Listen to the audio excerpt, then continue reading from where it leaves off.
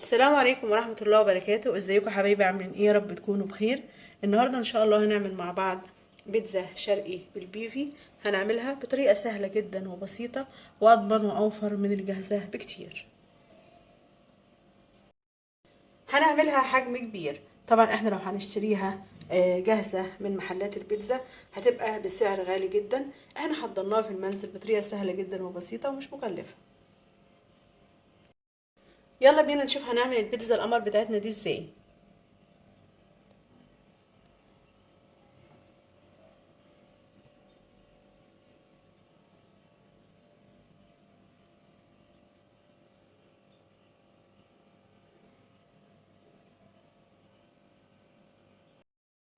يلا نبدأ مع بعض. بسم الله وعلى بركة رسول الله. اللهم صل وسلم وبارك على سيدنا محمد وعلى آله وصحبه أجمعين. أنا معايا حوالي 3 كوبايات كبار من الدقيق أو الطحين متعدد الأغراض. هضيف عليه نص معلقة صغيرة من الملح، وهضيف مية للعجن. دي مية عادية خالص من الحنفية. هضيف كده المية وهعجن.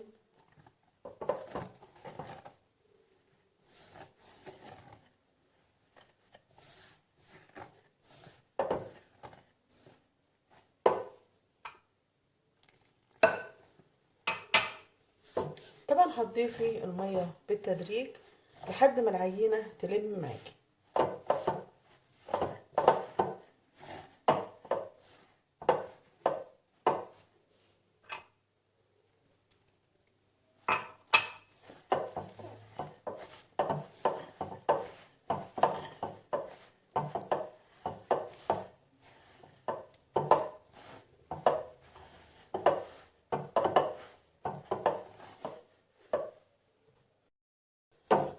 هقعد كده اعجن فيها كده لمدة حوالي 10 دقايق لحد ما العجينة تلم معايا وتبقى معانا عجينة ملسة وطرية.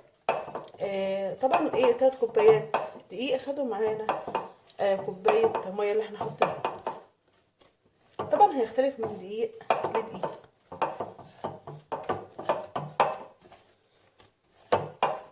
هعجنها بقى لمدة حوالي 10 دقايق، وبعد كده ان شاء الله هرجع لكم.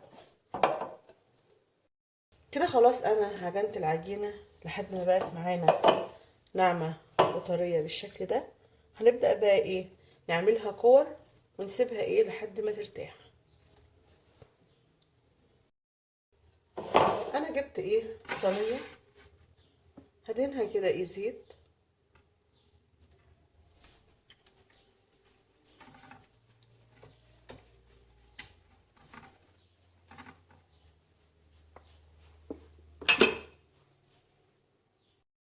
وهبدأ كده اشكل العجينة بتاعتي كور.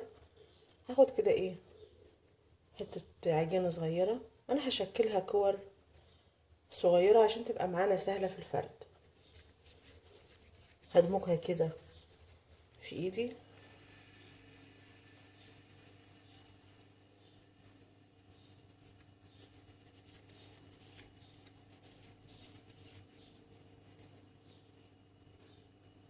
بالشكل ده.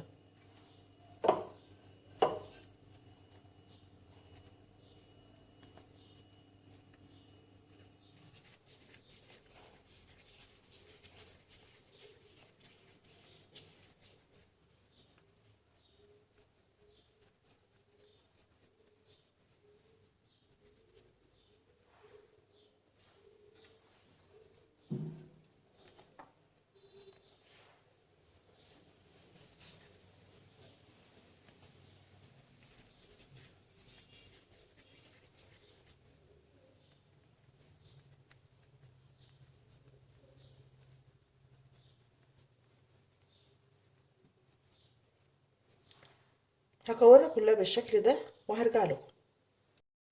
هعمل كده اخر 2 كبار. يعني واحدة هحط فيها الحشوة، والتانية هلم بيها الفطيرة.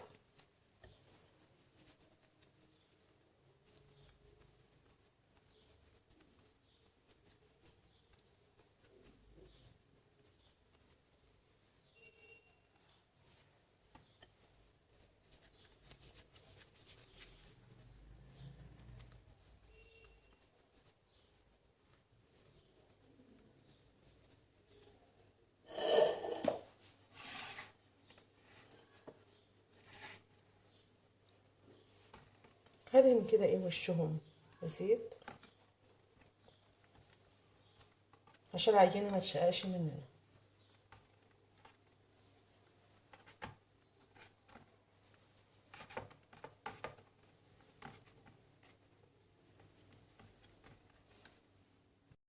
وهغطي العجينة بكيس بلاستيك او بفوطة وهسيبها ترتاح ما بين نص ساعة لساعة. كل ما ترتاح اكتر كل ما تفرد معاكي كويس وتبقى معاكي سهلة في الفرد.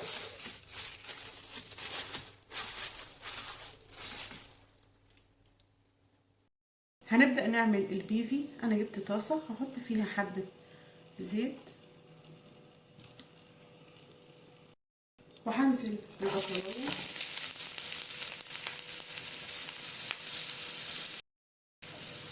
هديها كده تشويحة.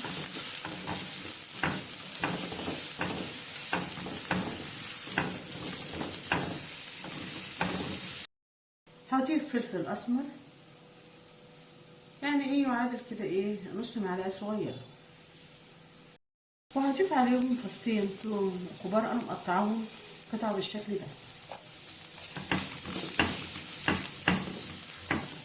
تشويحة بس كده بسيطة لحد بس ايه ما ريحة الثوم بس تطلع.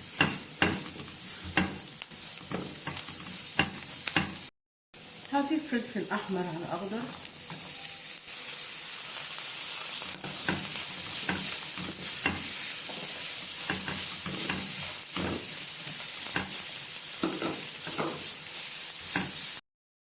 وهضيف الطماطم دي حوالي طماطمايه كبيرة او 2 متوسطين.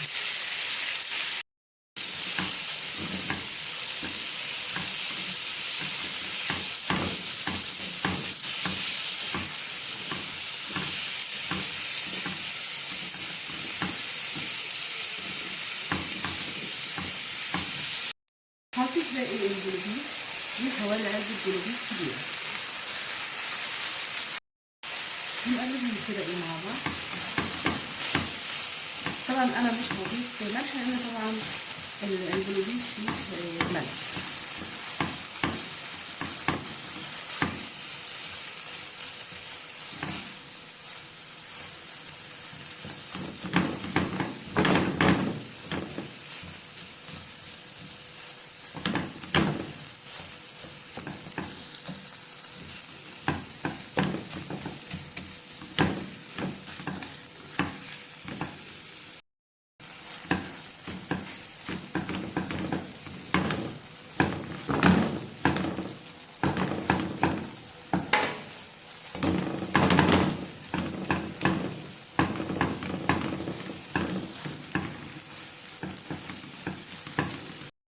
كده خلاص الجلوبيس جاهز معانا. هو ما بياخدش وقت خالص في التحضير. حط بقى ايه عليه النار وهسيبه لحد ما يبرد خالص وبعد كده ايه هنشوف العجينه بتاعتنا.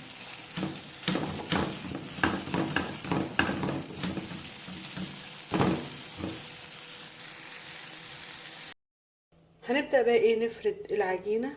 كده العجينة ارتاحت معانا. انا معايا زبدة على زيت، او حابة تفردي العجينة بزيت بس او بسمنة بس او بزبدة بس، فطبعا دي حسب رغبتك. هبدأ بقى ايه افرد العجينة. هدهن بقى ايه الرخامة بتاعتي، طبعا الرخامة بتاعتي نضيفة. هدهنها كده ايه من الزيت على الزبدة وهاخد كده ايه حتة العجينة. طبعا ايه هاخد العجينة الكبيرة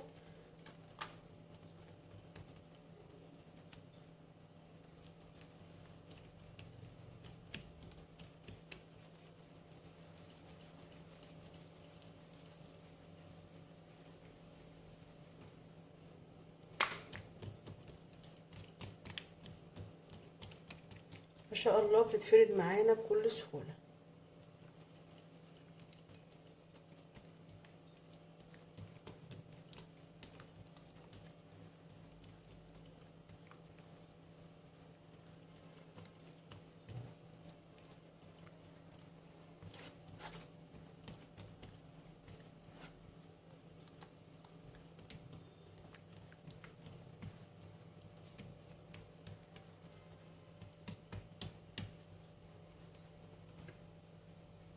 نفردها بقى كلها كده اهو لحد ما تبقى معانا العجينة رقيقة.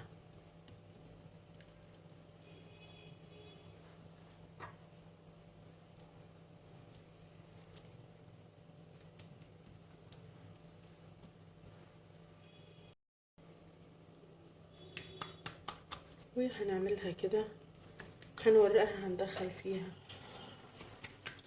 هو بالشكل ده عشان تبقى معانا الفطيرة مورقة.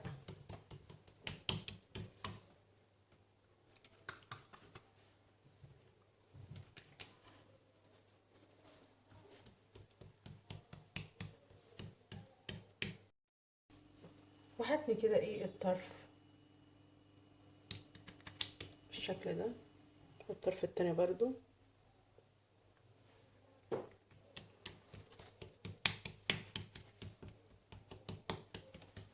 هعمل كده ايه قاعدة للحشوة اللي انا هحطها.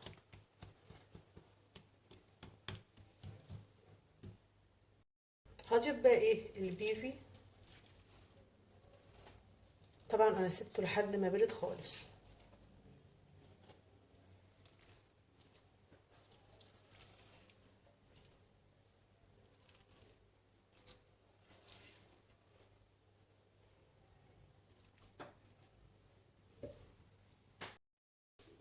وهقفل كده ايه عليها العجينة.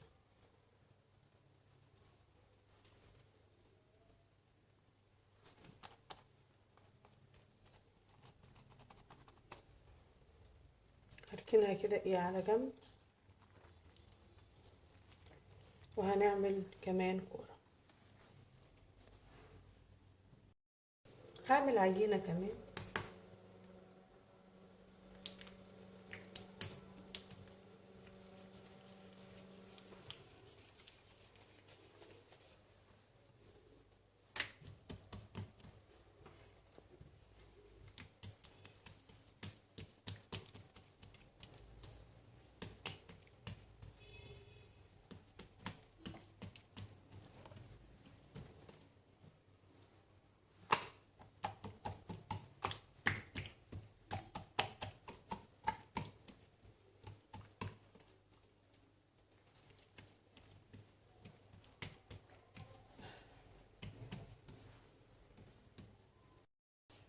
انا فردتها لحد ما بقت معانا العجينة رقيقة بالشكل ده.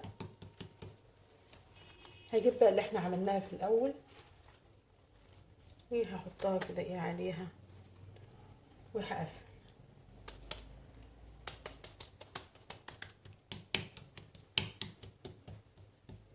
اهم حاجة اللي انت ترققي العجينة كويس عشان تطلع معاكي مورقة. هجيب الطرف التاني برضو بالشكل ده.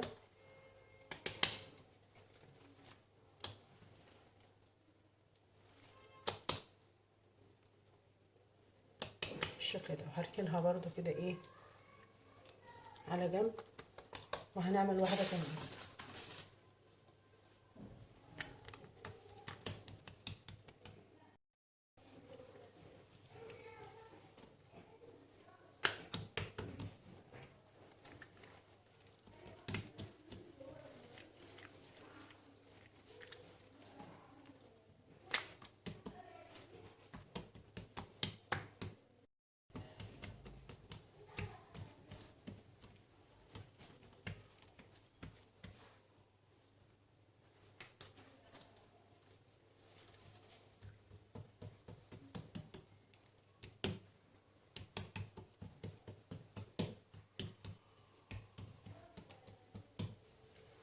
وهجيب العجينة دي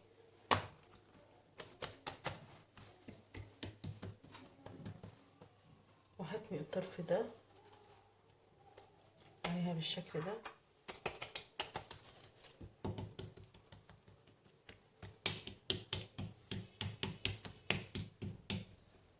الطرف التاني برضو.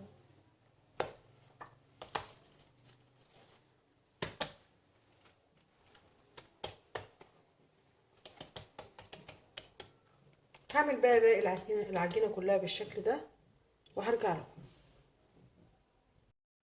كده خلاص انا خلصت العجينة كلها ومعايا دلوقتي صاجة الفرن او صينية، دي اللي هسوي فيها. هحط فيها حبة الزيت على الزبدة، وهخلي حبة ابقى احطهم على الوش.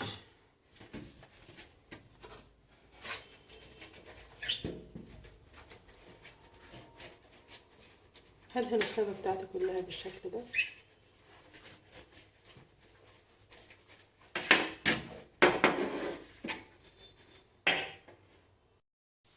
هشيلها كده احطها في الصاجة.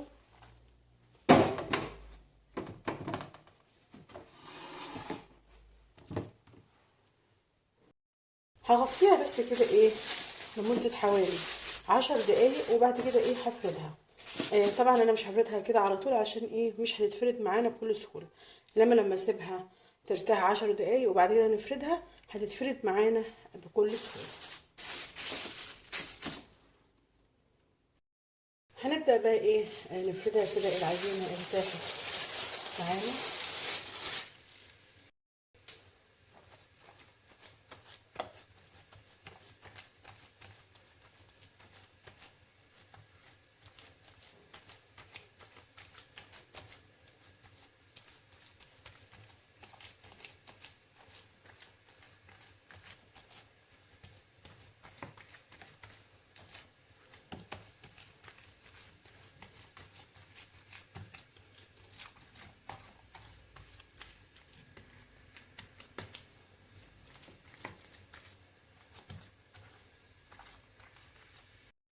كده خلاص انا فردت العجينة في الصاجة وبقت معانا بالشكل ده.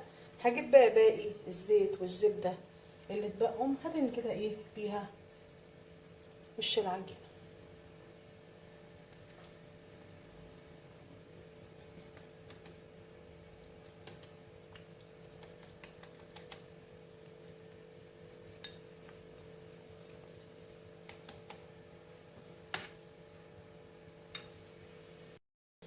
هدخلها الفرن على اعلى درجة في الفرن.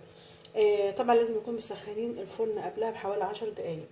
الفطاير او المعجنات لازم تدخل على درجة نار عالية عشان ما تنشفش مننا. انا حطيتها على الشبكة اللي فوق الصاجة على طول.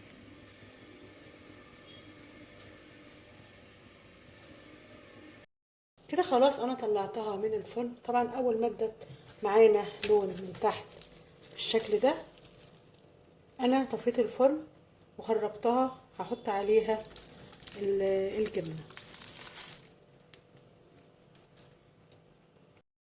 هضيف بقى معايا كده جبنة موتزاريلا او اي نوع جبنة انت حباه. طبعا الجبنة مش هنضيفها الا في الاخر عشان ما تنشفش مننا في الفرن.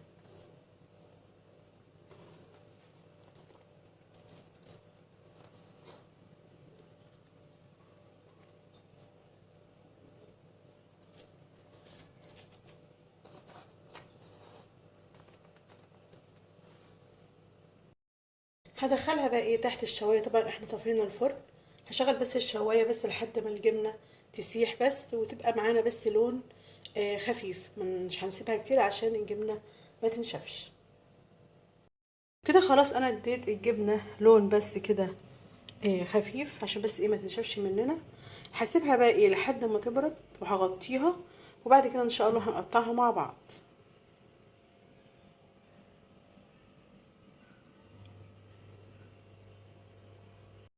هنبدأ بقى نقطعها.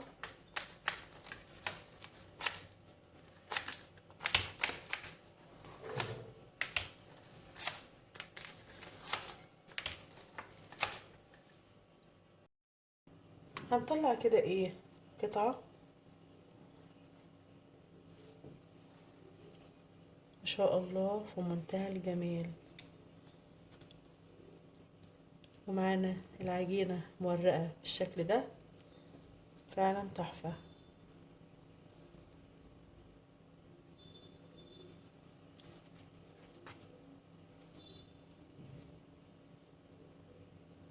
في منتهى الجمال. العجينة معانا مورقة بالشكل ده.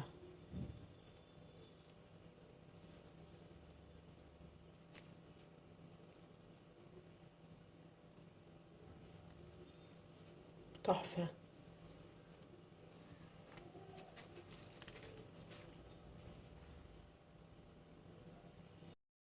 كده خلاص البيتزا القمر جهزت معانا، بصراحة فعلا تحفة.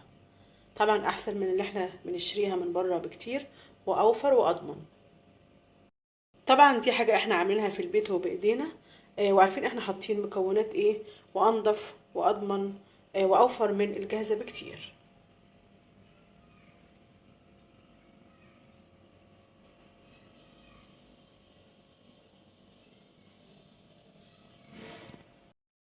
جربوها على طريقتي، ان شاء الله هتعجبكم.